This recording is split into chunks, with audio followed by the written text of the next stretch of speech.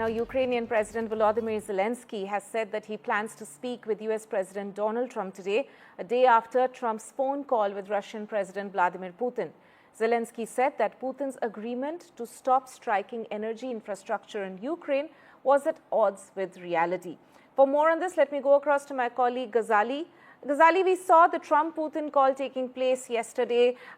In fact, President Trump even said that it was a positive conversation that he had. But is there any real progress which we have seen? Tell our viewers about whether or not there was any significant progress made after the call yesterday. And Zelensky also, in a way, pointing out that while by words, Russian president seems to have agreed to stop striking certain key infrastructure in Ukraine, but that seems to be at odds with reality. Both the parties have attacked each other after the phone call because Russia has also attacked the infrastructure in Ukraine and Ukraine has also attacked the Russian territory. And you see, every time when there are talks of negotiation between two parties, we have seen it in the Middle East as well.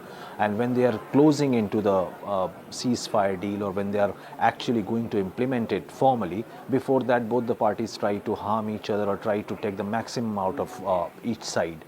This is exactly what is happening right now, because Ukraine and Russia, they both have attacked at each other's territory even after that phone call, even after the assurance from Mr. Putin that energy infrastructures will not be touched or attacked by either parties.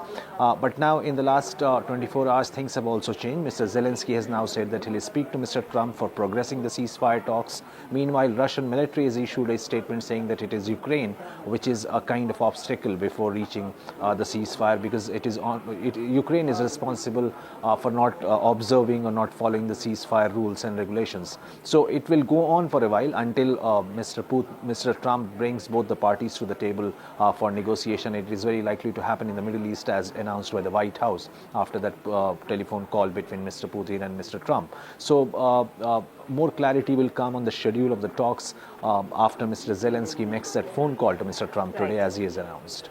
Ghazali there, thank you so much for joining us with that.